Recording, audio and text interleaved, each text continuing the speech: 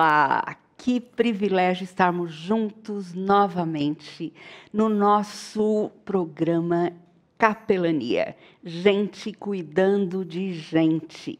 E hoje teremos uma pessoa muito especial aqui para conversar conosco, para nos ensinar muita coisa. Antes, eu quero me apresentar e depois ler um texto para vocês sobre o nosso tema de hoje.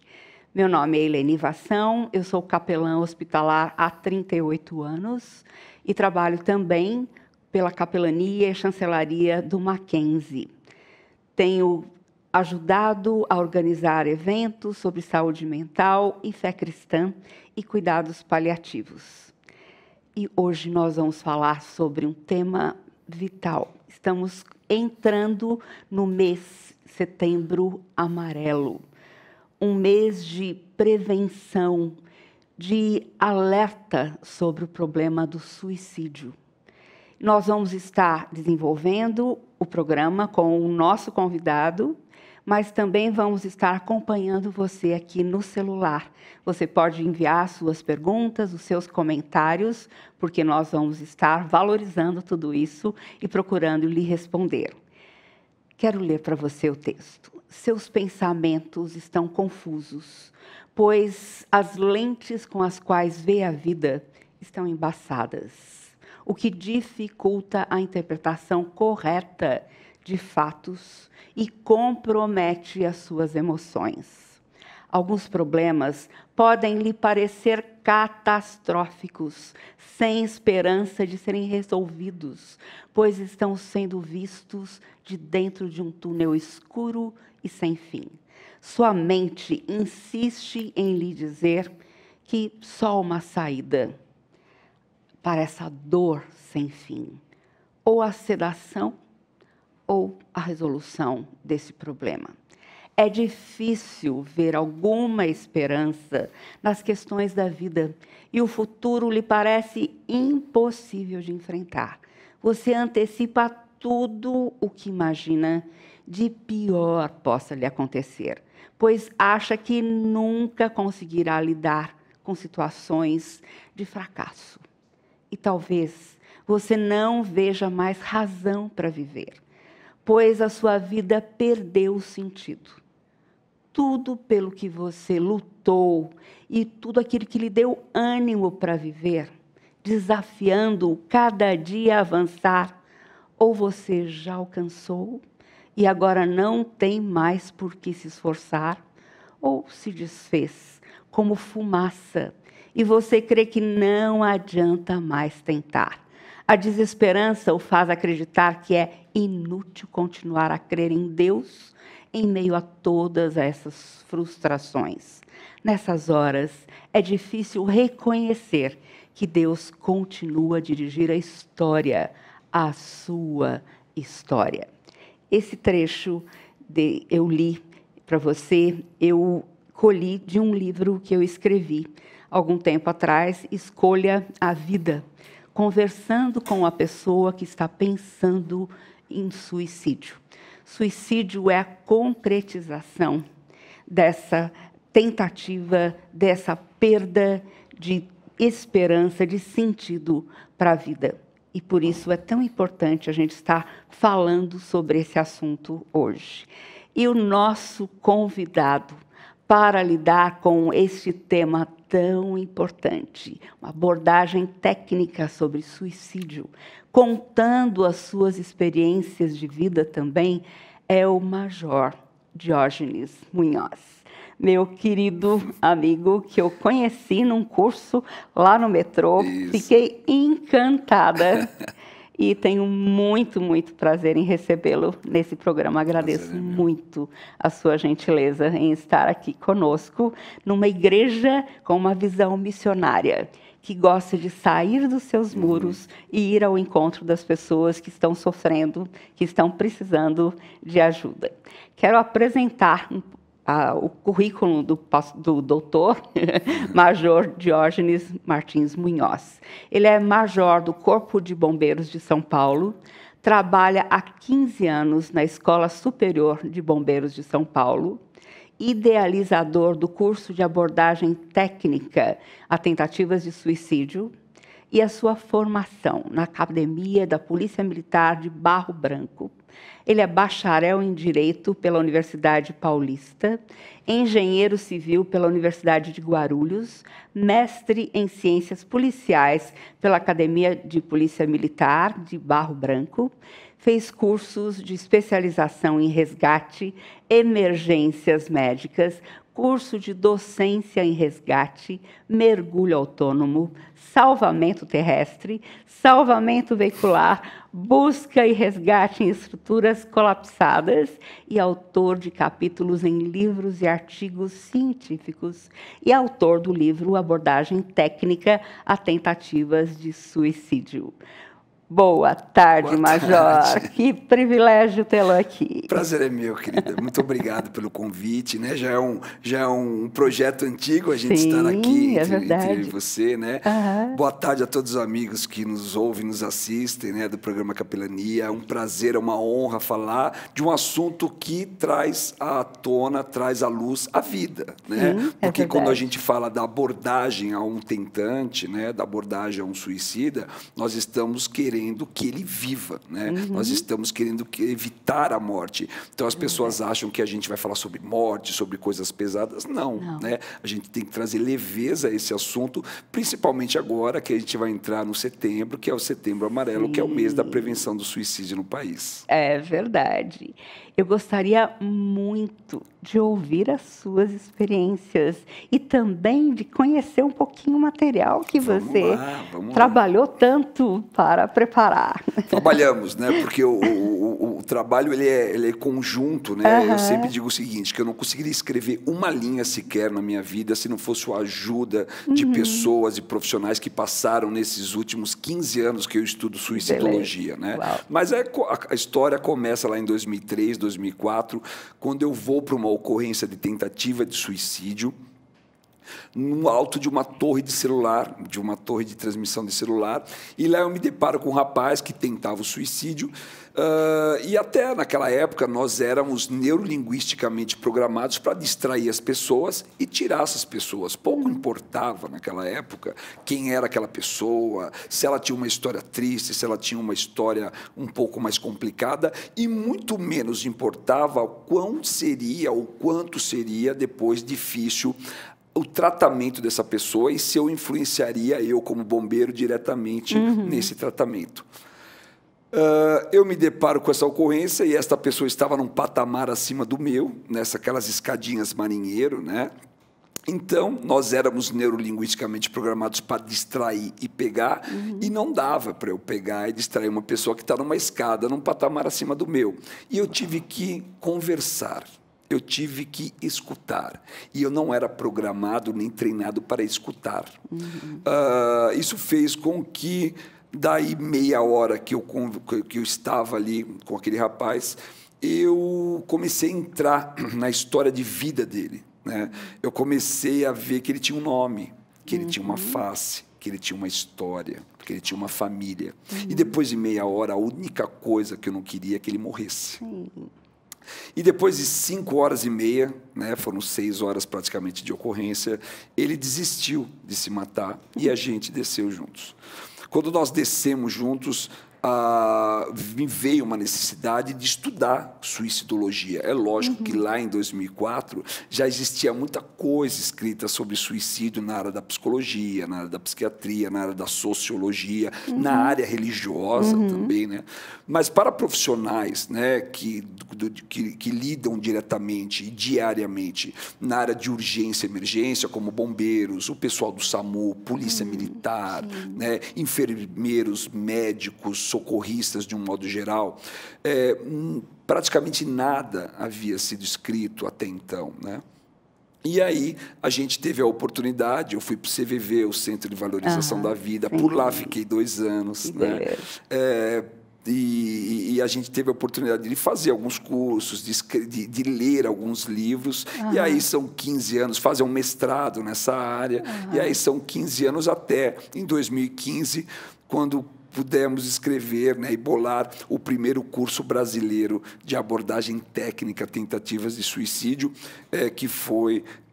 que aconteceu na Escola Superior de Bombeiros, lá no município de Franco da Rocha. Que maravilha! A história é um pouquinho comprida. Tem tanta história para contar. Isso mesmo. Vale a pena ouvir cada uma delas. Que bom.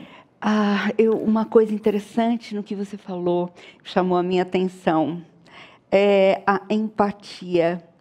Você deu ouvidos à pessoa, você compreendeu a dor dela, tanto que você se associou a ela. É isso aí. Não querendo que ela pulasse mais, não é verdade? Sabe, interessante, uma estatística triste ao mesmo tempo, muito interessante, Eleni, é que 70% das pessoas, segundo a Organização Mundial de Saúde, 70% das pessoas que tentam o suicídio pela segunda vez têm a possibilidade ou têm maior chance de tentar de novo. É uma estatística alarmante, né? Sim. E quando eu vou numa tentativa de suicídio com esta farda, né? E na primeira oportunidade eu traio a confiança daquele tentante. E, inclusive, vocês vão perceber que eu não uso o nome suicida, eu uso o nome tentante, porque eu acho que o nome suicida é um nome muito pesado, né? Parece que eu vou tarjar aquela pessoa para o resto da vida dela. Quando eu vou com esta farda e distraio essa pessoa e tiro essa pessoa forçosamente daquela situação, ele vê nesta farda, ele vê no macacão, ele vê no jaleco branco o sinônimo de uma traição, né? Sim. Voltando à estatística da Organização Mundial da Saúde, se ele tem 70% de chance, se for a segunda tentativa para mais, de tentar de novo, quando esta mesma farda, quando esse mesmo macacão, quando esta mesmo jaleco chegar à frente dele, ele vai visualizar nisso uma nova traição. Né? Então, nós começamos a pesquisar e a entrevistar pessoas do meu meio e fora do meio que falavam assim, capitão, na época era capitão, eu estacionei a viatura, ele olhou para a viatura e se jogou. Então, na verdade, ele não se jogou... Já associou de imediato. É lógico, para aquela ocorrência. Ele se jogou por todas as outras que ele foi traído. Então, já estava mais do que na hora de nós, órgãos de urgência, emergência, Corpo de Bombeiros, Polícia Militar, SAMU, ter uma audição, ter uma escuta compassiva. Nós tínhamos que respeitar essas pessoas. Tentantes devem ser respeitados, porque naquele momento estão passando pelo pior momento de suas vidas. Então, eu não posso chegar apenas para tentar distrair e tirar. Eu tenho que humanizar este momento. Ok? Excelente. Então, desta forma, eu respeito a dor, eu escuto, eu me envolvo naquela dor, né? Para, de repente, ajudar a ele encontrar as soluções. Diga-se de passagem, é ele que encontra as soluções, né? A gente não vai ali para aconselhar, a gente não vai ali para julgar, mas existem algumas técnicas dentro da neurolinguística, dentro da psicologia que nós trouxemos para esse conceito da abordagem técnica, para fazer uma abordagem de dissuasão. Ou seja, eu vou convencer o tentante que das todas as opções que ele tem, tudo aquilo que ele programou, a última e a única que não vai resolver nada é a morte, é o suicídio. Né? Porque a vida deve sempre prevalecer. O professor Cortella tem uma frase muito bacana sobre suicídio que fala o seguinte: suicídio é uma solução definitiva para problemas provisórios. É verdade. E é isso que a gente tem que ter em mente. Não resolve o problema. Absolutamente não. Não. É interessante porque você falando sobre essa maneira de abordar, é justamente isso que nós fazemos nos hospitais. Isso. Lidamos com muitas pessoas que tentaram o suicídio também, tanto na psiquiatria, como no pronto-socorro, como pacientes em cuidados paliativos que, no desespero da sua doença progressiva, sem tratamento, pensam em colocar o fim, logo também. E nós começamos dando ouvidos, nos envolvendo na história de vida da pessoa, caminhamos com ela, lidando com os problemas que ela nos traz, as necessidades que ela levanta. Perfeito. A nossa abordagem como capelania é um serviço religioso, espiritual, daí nós apresentamos a solução na palavra de Deus. Mas esse não é o trabalho do Corpo de Bombeiros. Cada um em sua esfera, sim, mas eu acho que todos, né, tanto o pessoal que trabalha da parte religiosa, quanto nós que trabalhamos na parte da crise suicida, o objetivo é sempre o mesmo. O objetivo, sim, é a vida. Porque se eu sair um dia que se quer do meu quartel, não objetivando a vida, eu não tenho o direito de usar essa farda. É verdade. Essa farda, ela é sinônimo de vida. Essa farda é sinônimo de proteção. Ela tem que ser muito maior do que eu. É assim como a sua palavra. Ela é muito maior que você mesmo. Com certeza. Né? Então, esse respeito, essa humanização, ele tem que ser latente dia após dia, em todas as ocorrências. E a gente vem lutando para isso. Né? Você me conheceu numa palestra. Sim, né? Que foi fantástica. Eu tenho, né, de certa forma, a energia é sugada nessas palestras, mas eu tenho a obrigação, e todos, não só eu, mas todos os abordadores do Estado de São Paulo que multiplicam esse conceito. E veja bem que nós temos hoje já 17 estados do Brasil que seguem essa humanização no atendimento. Né? Então, a gente conseguiu ascender, né? Fazendo com que esses estados também não utilizassem mais esse mecanismo de extrair simplesmente e pegar. Porque os conceitos antigos sobre o suicida, né? Sobre o tentante, era que eram pessoas egoístas, né? E não, são pessoas desesperadas. Né? Então, eu pego a pessoa no pior momento dela e ainda trato-a como um egoísta. Não, essa visão está errada. Engano? Não dá. Distraio, né? Então, quando o bombeiro, quando o profissional ele faz isso na crise suicida, ele está agindo diretamente no tratamento dela. Né? Porque quando você tira, você faz a abordagem de dissuasão e tira ela da ideia do suicídio, ela volta para a área da prevenção do suicídio, ela volta para os seus tratamentos psicológicos, ela volta para os seus tratamentos psiquiátricos, né? E ela tem que lutar, né? Porque se você tem uma dor no seu joelho, você vai no ortopedista especializado em joelho. Né? Se você tem uma dor na alma, você tem que procurar profissionais que tratam, orientações que tratam diretamente nisso. Né? E procurar profissionais como psiquiatra, como psicólogo. A gente, durante muito tempo, Leni, que eu digo a gente, a sociedade como um todo, né? Nós criamos muitos preconceitos com relação à saúde mental. E esse problema começa a se refletir da década de 80 para cá. Outro dia eu vi uma coisa que é interessante. Eu vi assim, que a geração X, que é a minha, precisava fazer terapia e não fez. Então, agora a Y tem que fazer. Né? Sobrou para eles. Sobrou para eles, né? Então, assim, a Y e a Z, que vem logo na sequência. Por quê? Porque a minha geração, ela teve muito preconceito com saúde mental. Né? Quantas vezes nós ouvimos coisas como é frescura, dá um tanque de roupa que passa, né? É frescura, vai carpir um terreno que passa, folgado, não tem o que fazer, falta do que fazer, psiquiatra é médico de louco, não, psiquiatra é médico de gente, não é médico de louco, né? Psiquiatra é um especialista para esse tipo de doença, né? E durante muitos anos nós renegamos a saúde mental e, lógico, inevitavelmente, os índices decorrentes de toda essa renegação que nós tivemos, né, teriam que estourar em algum lugar. E aí tem aí o aumento de toda uma parte de tentativas de suicídio.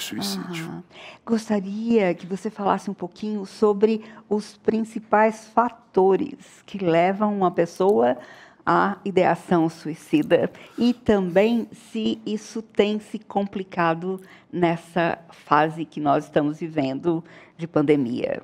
Tá. Eu acho que o principal fator, né, é que isso está acima até de 90%. 90% das pessoas que tentam o suicídio, elas têm algum problema psiquiátrico, né? Eu poderia citar alguns aqui, como os mais famosos e os menos famosos, né? Transtornos de humor, transtornos de personalidade.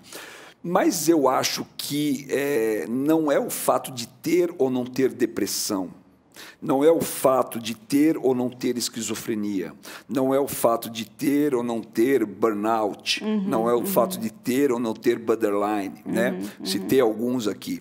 É o fato de não tratá-los devidamente. É o fato de não respeitá-los como doença.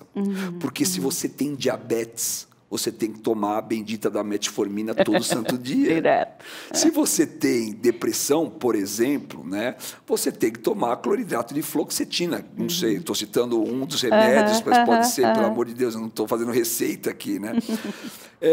É uma doença, gente. A gente tem que desmistificar isso, né? Você não pode ter uma doença e não tratá-la, porque, inevitavelmente, pode ocorrer mais para frente um mal maior, que pode chegar a uma tentativa de suicídio. Quer dizer que todo mundo que tem depressão vai tentar o suicídio? É lógico que não. É lógico que não, né? Agora, quando você tem uma doença, uma esquizofrenia e não trata devidamente, pode levar a uma tentativa de suicídio. Então, respeito com seus limites, respeito com o seu corpo, né? Isso é fundamental. Eu falo que prevenção do suicídio, para a prevenção do suicídio, existem alguns fatores. Primeiro, é o fator psiquiátrico. Segundo, é o fator terapêutico. Esse fator terapêutico pode ser por uma terapia, pode ser por uma religião, alguma coisa que acolha. Depois é a assistência social. Depois, por último, é a família. Só que na base desses 4 pontos que eu acabei de falar, e o mais importante desses 4 pontos é a própria pessoa. Porque se ela não der valor a isso, né, se ela não der valor ao seu tratamento, ao seu autocuidado, de nada vai valer o melhor médico, de nada vai valer o melhor terapeuta, de nada vai valer o melhor pastor. Não vale para nada. Ela tem que se sustentar. Tem que querer. Lógico, né? Então, assim, estamos em 2020. Todos os transtornos de humor, todos os transtornos de personalidade têm tratamento.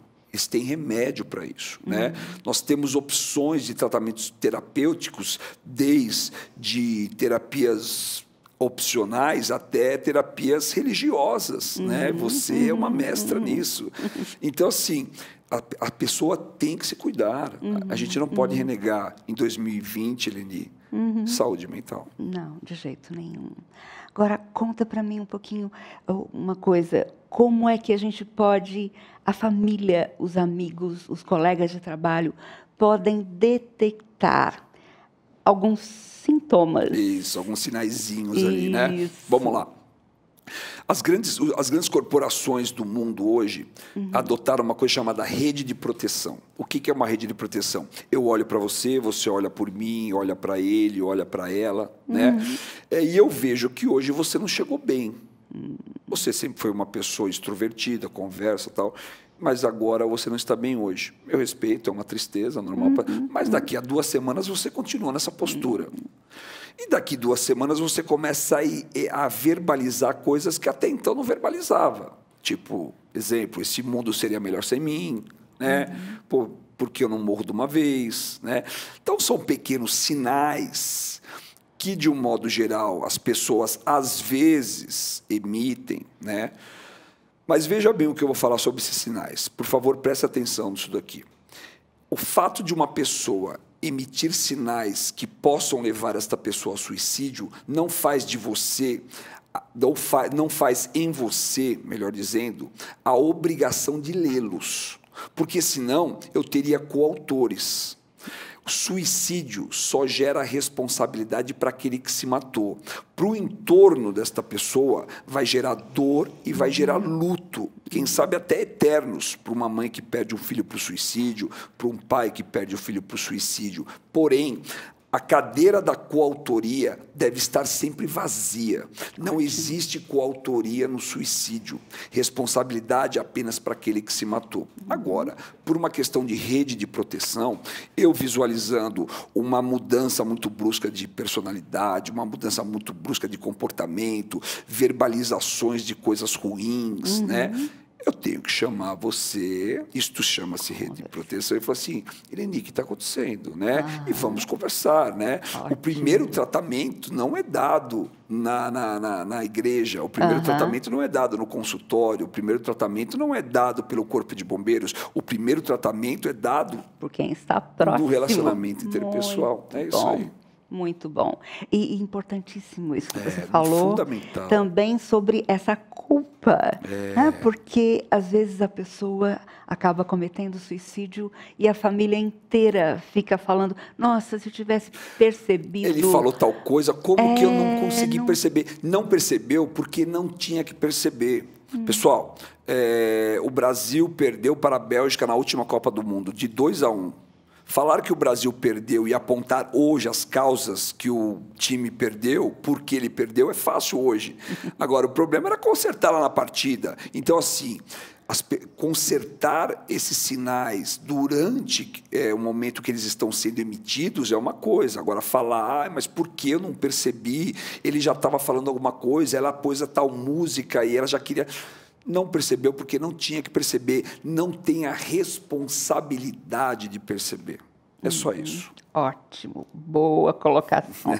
Deixa eu colocar aqui uma fala do Adriano Cardoso. Ele pergunta assim, procede a afirmação de que a pessoa que tenta o suicídio, na verdade, seu intento não seria dar cabo à vida, e sim de se ver livre da dor e do sofrimento? Perfeito, Adriano, né? Isso. Adriano, perfeito, perfeito. Todo tentante quer chamar a atenção. Então, assim, qual é o objetivo final de um tentante? É a solução da sua dor. É a solução do seu problema ou dos seus problemas, né? Inevitavelmente, todo tentante, ou a grande maioria dos tentantes, a esmagadora maioria dos não querem a morte. O ser humano tem, a gente estava conversando aqui nos bastidores, né, um pouquinho antes, um dos instintos mais primitivos do ser humano é o instinto da sobrevivência. Né? Exatamente. Então, assim, o tentante... Às vezes eu ouço, né, em ocorrências assim, ele está só tentando chamar atenção. Se ele quisesse se matar, já teria feito. Sim. Todo tentante quer chamar atenção, porque chamar atenção para um tentante é um grito de socorro. E cabe a gente ouvir esse grito de socorro. Não pode ser desconsiderado. Não. A partir do momento que uma pessoa sobe numa passarela, ou põe uma faca no pescoço, ou sobe numa torre, meu Deus, eu tenho que ouvir essa pessoa. Né? Mas um tentante não quer a morte como objetivo final. Que bom! Que bom, né? Porque quando eu saio de um quartel, quando você sai para atender da mesma forma, né? Eu vou com total consciência que a reversão dessa situação ela é totalmente viável. Ela é totalmente viável. Porque se um dia, apenas um dia, eu sair do meu quartel sem essa certeza, seria terrível. Ela morreria. Coisa boa, essa sua fala. Nós estamos conversando aqui com o Major Diógenes Munhoz. Ele é major do Corpo de Bombeiros do Estado de São Paulo. E essas informações que ele está trazendo para a gente são muito pertinentes, porque ele tem 15 anos de trabalho com a ideação suicida, com preparação do corpo todo de bombeiros para lidar com os tentantes. Eu gostaria que você contasse um pouquinho mais sobre como é a abordagem do Corpo de Bombeiros aos casos de tentativas. Então, a necessidade que nós tínhamos, né, em fazer alguma coisa por essas pessoas, ela era muito latente. Então, nós tínhamos que pensar no profissional que não tem acesso a tantas informações ou não tem acesso às informações tão rápidas, né? Bombeiros, enfermeiros, psicólogos, psiquiatras, né? A técnica tem que ser uma coisa de fácil detecção e de fácil aplicabilidade, porque se a gente começar a elucubrar muito, não vai ser aplicada. Então, quando um bombeiro chega numa tentativa de suicídio, ele classifica aquele tentante em 3 grupos. Ou aquelas características daquele tentante estão no grupo dos depressivos, ou está no grupo dos agressivos, ou no grupo dos psicóticos. Feita esta classificação, tudo vai mudar, absolutamente tudo vai mudar. Por quê? Porque eu não abordo uma pessoa que está chorando, triste, não fala nada, da mesma forma que eu abordo a pessoa que está me xingando, gritando. Eu não falo, as frases são diferentes, a minha postura corporal, é lógico, por uma questão de responsabilidade social, eu não falaria técnica aqui, né? Mas, assim, para que vocês entendam isso hoje, as abordagens são feitas de forma diferente para grupos diferentes, objetivando o quê? Objetivando convencer esta pessoa a desistir do suicídio. Eu tenho que convencê-la. Antigamente, a gente ia para uma ocorrência dessa... E era uma coisa muito rápida, né? A gente queria resolver rápido isso. Hoje, a gente fala o seguinte, que a maior característica ou a melhor característica de um abordador, que é aquele que aborda o tentante, é a paciência, né? A paciência possivelmente seja o traço mais heróico do ser humano. Simplesmente por não ter nenhuma característica de heroísmo. Só por isso, né? Essa frase não é minha, tá, gente? É de um pensador. Major, conta para a gente um pouquinho como a família deve cuidar desse tentante após ser socorrido. Porque muitas vezes a família não sabe nem o que fazer. Sim. Não, toca no assunto, não toca, leva para uma internação psiquiátrica, deixa em casa. Como lidar com isso? Bom, primeiro é o seguinte, a dor não vai embora se você não falar dela. Né? Então, toca-se nesse assunto, sim. Né? Inevitavelmente, uma tentativa de suicídio deve acabar na psiquiatria, num atendimento psiquiátrico, tá bom? E aí, após a tentativa de suicídio, todo um conceito, porque o tratamento é multidisciplinar. Então, eu tenho que ter o tratamento psiquiátrico conjugado com o tratamento psicológico, conjugado com o tratamento religioso, né? Que é fundamental também. O capelão faz parte da equipe multidisciplinar. Com certeza. Nós já tivemos pastores, padres fazendo o curso, é importantíssimo o papel deles. Né? Você está com o livro do Neuri José Botega, o maior, na minha visão, o maior suicidólogo do Brasil. Né? Crise suicida. E ele fala o seguinte, que prevenção do suicídio é responsabilidade, é o papel da sociedade, né? De bombeiros, de pastores, de médicos, de padres, de um todo, né?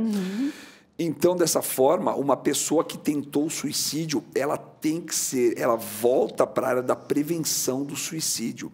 Com o quê? Com tratamento psiquiátrico, com tratamento terapêutico e com o apoio religioso, o apoio familiar, mas nunca, absolutamente nunca, esta pessoa pode ser retirada de uma tentativa de suicídio e simplesmente ter vida normal a partir daí, dentro do seu interior do lar, da sua rotina. Ela vai ter uma vida normal, porém com esses tratamentos. A partir do momento que você diagnostica, né, você tem um diagnóstico de um diabetes, de uma hipertensão, você tem uma vida normal, né? Porém, com tratamento devido, da mesma forma, né? Então, a pessoa vai para a área da psiquiatria sem preconceito, o que é fundamental. A gente não pode ter preconceito, né? Antigamente, até a gente tinha, né? Mas a sociedade tinha uma coisa, mas eu vou tomar remédio de tarja preta. Gente, o que importa a cor da tarja do remédio? A diferença da tarja preta e da vermelha é que um vai criar dependência e o outro não. Né? É verdade. Mas se vai te salvar... é necessário para salvar a vida naquele momento. Não importa se é preto, vermelho, azul, cor-de-rosa, meu Deus do céu, né? É verdade. E a gente cria uns mitos, a gente cria umas quimeras, digo a sociedade, a gente cria umas quimeras, né? Porque é preto, não é vermelho.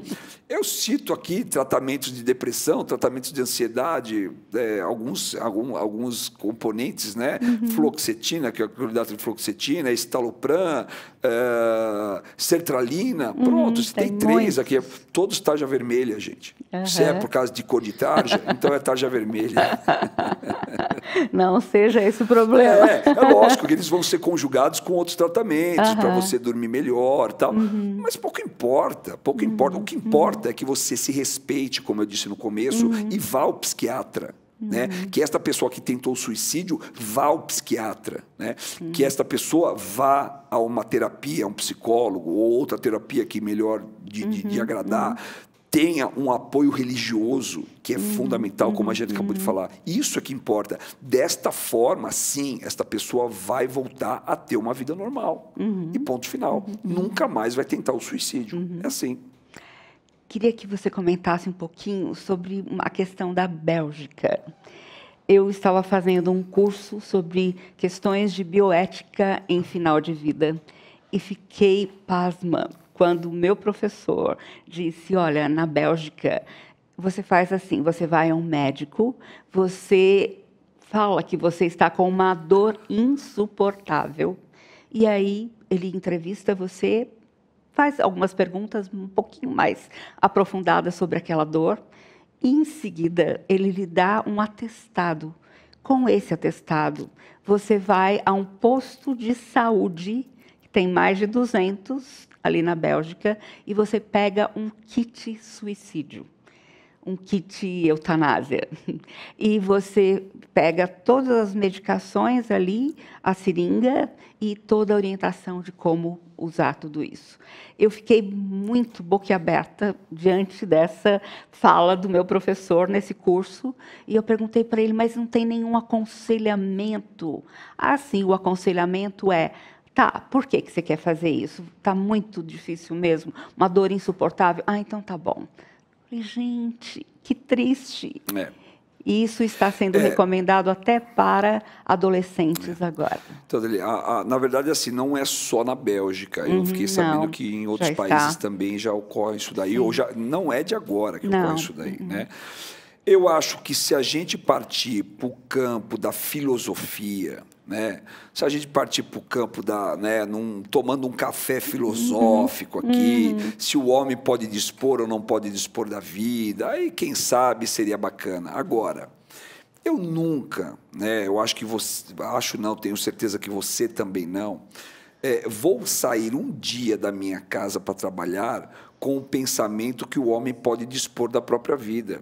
Porque se eu, como bombeiro, que fiz um juramento, né, de dar, quiçá, se preciso for, a minha própria vida para uma outra pessoa que eu nem a conheço, né, não teria lógica esse juramento e não teria lógica 30 anos de carreira. Não teria lógica. E quando eu falo eu estou falando cerca de 93 mil homens da Polícia Militar só do estado de São Paulo. Né? Fora os veteranos que já passaram por aqui, fora as outras polícias militares, fora os médicos, fora todos nós e todos os profissionais da área de saúde que labutamos dia a dia pela vida. Se eu pensar um dia sequer que a pessoa pode dispor da própria vida, acabou. É melhor ficar na minha casa. Né? Então, assim, uma vez eu estava numa palestra, né, numa faculdade, e aí a menina levantou a mão e perguntou a mesma coisa, mas o homem tem o direito sagrado de dispor da própria vida, de acordo com os conceitos dos direitos humanos, tal. Eu respondi isso, né? Se a gente estiver tomando um café, um suco e quiser filosofar, quem sabe agora. Eu nem admitiria abrir esse diálogo enquanto bombeiro. Eu vou lutar pela vida. E quando eu digo é a minha corporação, é a minha instituição.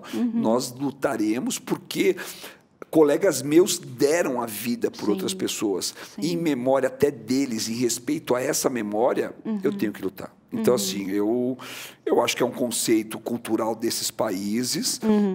Isso, de certa forma, pode ser respeitado lá, mas eu acho que não casa com a gente. De Isso jeito nenhum. Não entra aqui. É chocante. Para a gente é bem chocante. Você ir num posto de saúde e pegar um kit suicídio... É horrível. Não dá, horrível. Não dá. Não. E, em contrapartida, pessoas lutando para sobreviver. Vida, né? Exatamente. E diga-se de passagem, né? essas pessoas que estão lutando para sobreviver são esses tentantes, né? São esses tentantes, né? Porque eles querem viver também. Sim, sim. Há uma pergunta da Versi, ela diz assim, por favor, o que fazer com um jovem que já falou em suicídio, mas ainda não tentou? Está com forte indício de transtorno psiquiátrico. Versi. E não aceita tratamento, Versi. Versi. Aham. Versi, não há, né, outra opção a não ser encaminhar. Então, primeiro tem que ter o convencimento desse jovem, né, que não é normal pensar em suicídio. Não é normal você pensar em tirar a própria vida.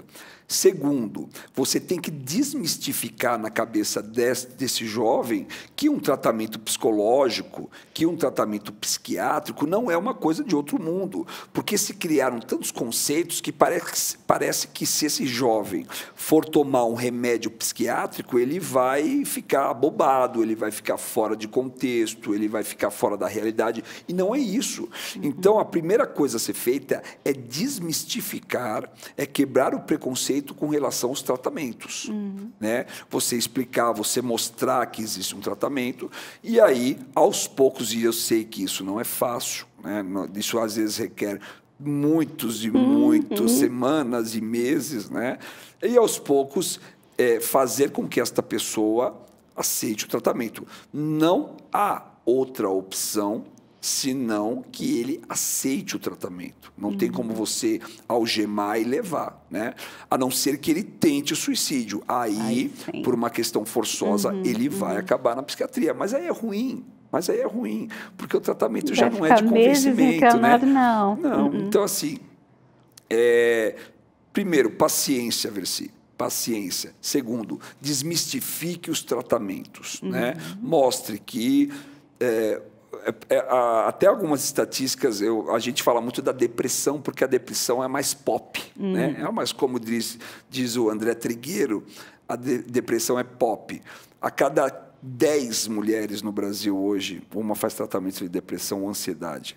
A cada 15 homens, um faz tratamento de depressão ou ansiedade. Ou seja, está aqui. Sim. Está aqui no nosso meio. Não é um marciano que chegou e está fazendo esse tratamento. Está aqui no nosso meio. E diante super normal. dessa pandemia, eu creio que as coisas ainda ficaram muito mais sérias, porque quem já tinha um problema, um transtorno psiquiátrico, toda essa pressão, esse isolamento social também exacerbou tudo. É isso aí. Né? Você sabe que quando começou a pandemia, quando, né, a sociedade, a comunidade da suicidologia começou a aventar muito, os índices de suicídio vão subir, vão estourar. E aí eu, juntamente com o coronel Valdir Pavão, que é o comandante da Escola de Bombeiros, que dá um apoio fundamental para a área de saúde mental. Ele tem um viés muito grande. Eu sempre falo para ele, eu falei, coronel, se não fosse o senhor, eu estaria dando uma aulinha, né, uma aulinha entre aspas, para um grupo pequeno, mas ele fez a coisa crescer com o apoio dele, né? Juntamente com o comandante do Corpo de Bombeiros, a Polícia Militar tem se preocupado muito com saúde mental do público interno, né? Nosso CAPS é muito atuante, os nossos NAPs são atuantes, então é uma coisa muito legal.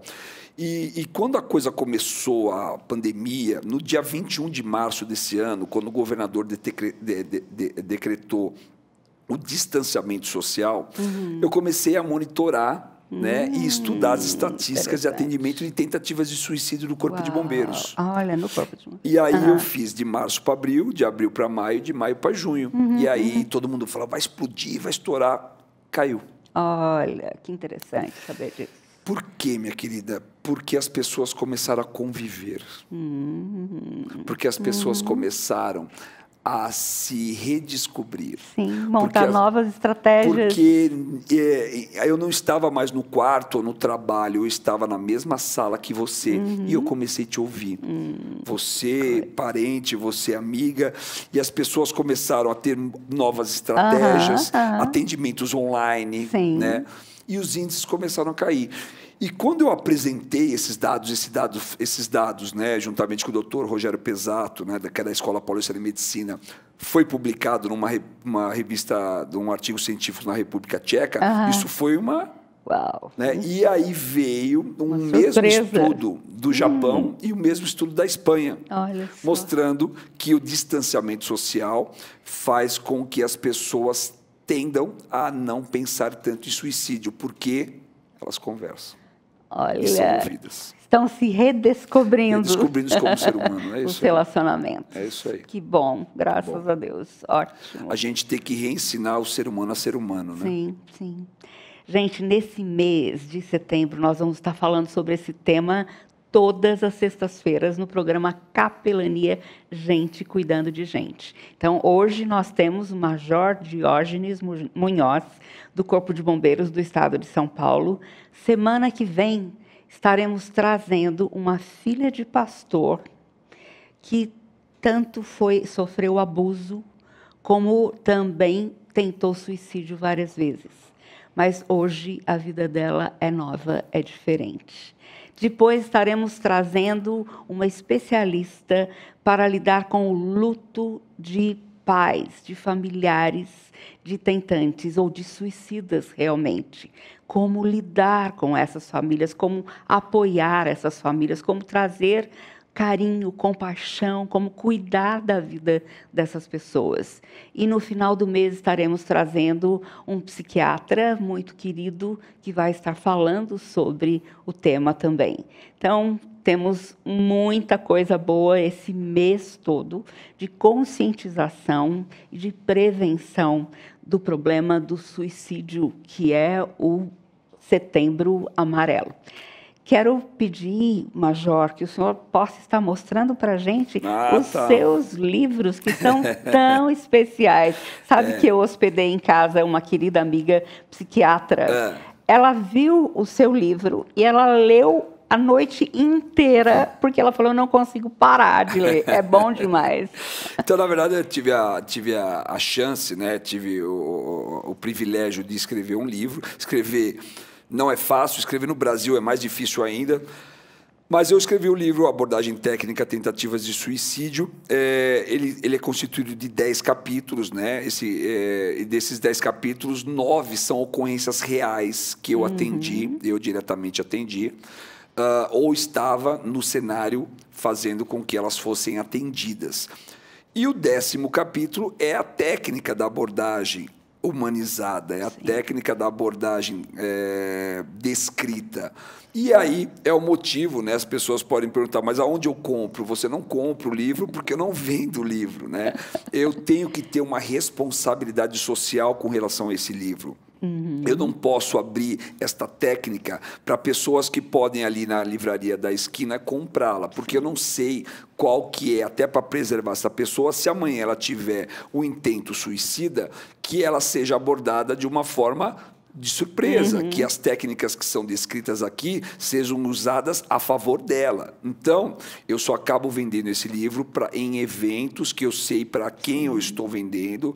Geralmente, esses livros são vendidos para psicólogos, para bombeiros, para policiais, né, para psiquiatras, para socorristas, enfermeiros, ou seja, profissionais, né, pastores, padres também, lógico, profissionais que possam vir a atender uma tentativa de suicídio. O intuito nunca foi e nunca será vender livros, né? A gente sabe que vender livros não é o objetivo final. Não. O objetivo final são vidas. Sempre serão vidas. Que bom. E os outros dois? Então, e aí a gente teve, né? Esse aqui você já conhece, né? Que é o manual que nós fizemos por intermédio da Ana Coelho, do pessoal do metrô, né, do Marcos. Nós fizemos um trabalho, estamos fazendo um trabalho ainda com os profissionais do metrô e da CPTM, por intermédio da Roseli, da Patrícia. Nós estamos capacitando o funcionário metroferroviário a detectar os possíveis tentantes numa plataforma e abordá-los antes deles tentarem. Ou seja, nós, por um acordo muito bacana firmado entre o Corpo de Bombeiros, a CPTM e o metrô, foi-me cedido cerca de 237 vídeos. Eu assisti esses 237 vídeos de suicídio nesses lugares e pontuei o que as pessoas tinham em comum. Ah, ele fez tal coisa, esse não fez, esse fez, esse não fez. E aí nós chegamos a um perfil de 5 características que as pessoas adentram esses lugares para tentar o suicídio. Então, hoje, o funcionário metroferroviário, ele é treinado para detectar essas características, detectar essas atitudes e abordar antes. Isso foi um ganho tão absurdo que nós tivemos uma diminuição de 2018 para 2019 de cerca de 30% dos suicídios no metrô de São Paulo. Coisa Quanta incrível, vida, né? graças a Deus. E, gente, nós não fazemos nada sozinhos. Se não fosse o pessoal do metrô, se não fosse o pessoal da CPTM, esse trabalho não teria sido feito. E aí, um outro trabalho que a gente fez também, estou aproveitando sua janela de oportunidade aqui, que né? você mostra. É o protocolo nacional, né? Por intermédio do capitão Derrite, o deputado federal capitão Derrite, nós tivemos o prazer de lançar um protocolo de atendimento a tentativas de suicídio humanizado. Esse protocolo foi disponibilizado no Seminário Nacional de Bombeiros o ano passado, lançado lá. E aí, qualquer instituição, não só de bombeiro, como de SAMU, qualquer instituição que lide nessa área, ele pega este protocolo e aí depois ele tem uma linha mestra para criar o seu próprio protocolo. Né? Então, isso daqui é uma linha mestra para que ele pegue as ideias e crie o seu protocolo. Então, isso foi lançado, né? Fiz até a apresentação dele no próprio Congresso Nacional o ano passado, por intermédio do Derrite. E foram os ganhos que nós tivemos. Precioso Mas material. todo este ganho, Eleni, tudo isso, ele seria pago, entre aspas, o pagamento, se a gente, e a gente já faz isso, graças a Deus, né? Conseguir salvar uma vida. Uma vida. Eu sempre digo o seguinte, se na carreira de 30 anos de um bombeiro, ele conseguir fazer a dissuasão da ideia de uma morte, de um suicida, de uma pessoa, toda a carreira está Já valeu paga. a pena. Toda. É só perguntar para a família daquela pessoa que foi salva. Que precioso. Preciosidade. Deixa eu mostrar para vocês, gente, um livreto escrito por uma pessoa da Sociedade Bíblica do Brasil, trabalhando em cima do tema 13 razões por que foi um seriado de televisão extremamente danoso para os adolescentes. Então, essa pessoa da Sociedade Bíblica do Brasil escreveu esse livro para jovens adolescentes, Razões para não desistir. É preciosíssimo, escrito na linguagem do jovem. E, voltando, eu escrevi esse livro conversando com a pessoa que está pensando em suicídio. Escolha a vida. Então, ajudando-a, conversando com ela, mas também mostrando como Deus pode ajudá-la nesse processo. Um livro muito bom que eu li esses dias, do reverendo Hernandes Dias Lopes, Suicídio. Excelente também, porque ele faz uma pesquisa extensa e responde a muitas questões. O livro que o Major Diógenes já citou, Crise Suicida, do Neuri Botega. Esse daí é o seguinte, a gente brinca o seguinte, se você quer falar sobre suicídio, existem 2 mundos, aquele que já leu e aquele que não leu. Se não leu, então nem vai falar. É verdade, precioso. E nós falamos sobre dor na alma. Então, eu escrevi 2 livros sobre isso. Esse daqui é o filhotinho, que eu escrevi para a Sociedade Bíblica do Brasil, falando sobre as nossas dores interiores e como Deus pode nos ajudar a resolver todas essas questões também.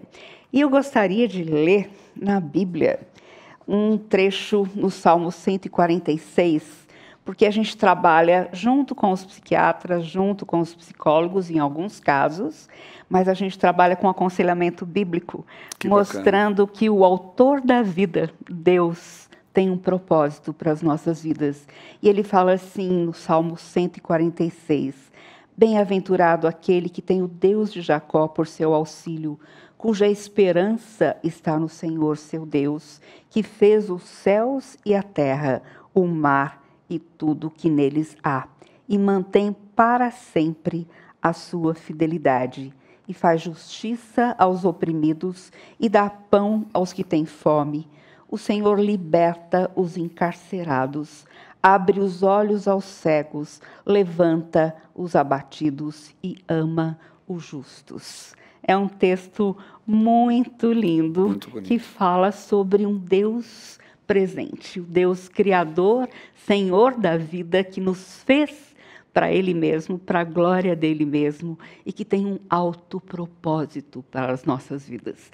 Muitas vezes nós passamos por situações de grande sofrimento, de grande turbulência, mas como é importante saber que não precisamos confiar só em nós mesmos, porque muitas vezes o nosso julgamento, as nuvens que cercam a nossa vida são muito pesadas. Como é bom confiar num Deus forte, que cuida de nós e que tem solução para cada um dos nossos problemas.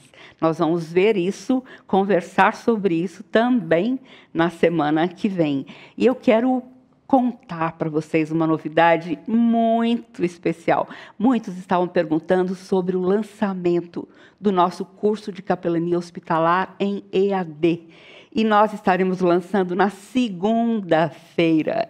Então, você pode ver tanto pelo YouTube, pelo Facebook. Nós vamos ter lives todas as tardes dessa semana que vem, começando na segunda-feira com o meu maridão, pastor Gavin Aiken, na terça-feira com o reverendo Hernandes Dias Lopes, na quarta-feira com Marcos Soares, do Instituto Alvo, na quinta-feira com Gilberto Celete, da APEC, e na sexta-feira com Priscila Dias, nossa capelã também. Então, tem muita coisa boa à frente. Eu quero deixar a sua palavrinha final para estar nos abençoando com tanta coisa boa. Imagina, que você trouxe, com tantas orientações preciosíssimas. Eu agradeço demais a sua participação aqui. Imagina. Foi preciosíssima. Bom, Eleni, eu queria agradecer o convite em nome do comandante do Corpo de Bombeiros, né, o Coronel Max Mena, em nome do meu comandante direto, que é o Coronel Valdir Pavão, que é o comandante da escola. Essas oportunidades que nós temos, elas são preciosas. Está chegando setembro, o mês da prevenção do suicídio. A todos aqueles que me ouvem agora, prevenção do suicídio não se faz em setembro. Prevenção do suicídio se faz todos os dias de nossas vidas. Num autocuidado, num respeito, em não ter preconceito, como eu disse anteriormente, com relação a tratamentos. Olhe-se. Todos nós temos um limite, e esses limites devem ser respeitados. Prevenção do suicídio deve ser feito por todos nós, todos os dias. Tenha hobbies, tenha amigos, tenha válvulas de escape. Isso é a verdadeira prevenção do suicídio. E se você me permitir, claro. O Corpo de Bombeiros vai promover na próxima semana, né, um primeiro seminário de prevenção do suicídio, né, que vai ser feito aqui pelo YouTube, né, no canal oficial do Corpo de Bombeiros, Corpo de Bombeiros SP. O C e o B são em letras maiúsculas e SP também em letras maiúsculas, Corpo de Bombeiros SP. Na terça-feira, nós teremos a palestra do Dr. Augusto Cury. Né? Na quarta-feira, nós teremos a palestra da Isabela Camargo, uma jornalista que teve burnout e fala muito bem sobre isso.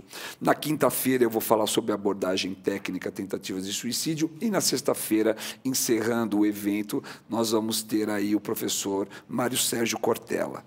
Queria agradecer imensamente essa oportunidade. Essas oportunidades salvam vidas. Salvam vidas. Porque eu acredito piamente que, de alguma forma, alguém que estava nos ouvindo agora, ou vai nos ouvir ainda, né, vai nos ver e vai nos ouvir, estava dependendo de alguma palavra minha ou sua. Né? Então, parabéns pela iniciativa, Eleni. Parabéns pelo programa. Realmente, eu fiquei muito feliz em ter sido chamado. Que bom. Muito obrigada. Você Gratidão. Foi um presente enorme para nós. Eu quero acabar esse programa só lendo um trecho do livro Suicídio, do reverendo Hernandes. Ele diz assim: a alegria para os tristes. A vida não precisa ser um vale de lágrimas. Deus converte o choro em riso, o deserto em jardim. E as sombras em um lugar ensolarado, um novo alvorecer, a paz no vale, a doçura mesmo nas trincheiras mais amargas da vida. Há consolo em meio às lágrimas mais copiosas. Nós não precisamos ser um produto das circunstâncias. Ele vai citando algumas pessoas que, mesmo em meio ao grande sofrimento, produziram coisas maravilhosas. O sofrimento não é uma questão de pensar em tirar a sua própria vida. O sofrimento nas mãos de Deus nos transforma, nos lapida e nos faz seres melhores e mais úteis. E ele fala, o paraíso perdido. Beethoven ficou surdo aos 46 anos e ainda compôs sinfonias lindas. Louis Braille ficou cego na infância e fez da sua cegueira uma esteira de luz para todos os cegos da humanidade. Inventando o sistema Braille, ele possibilitou aos cegos acesso à leitura. Fanny Crosby ficou totalmente cega na 6ª semana de vida, mas ela tornou-se uma mulher alegre e feliz. E foi uma das maiores compositoras de hinos cristãos de todos os tempos. Deus pode transformar a nossa realidade, fazer de nós pessoas novas nas suas mãos. Muito obrigada pela sua assistência. Deus abençoe a sua vida e até sexta-feira que vem, se Deus quiser.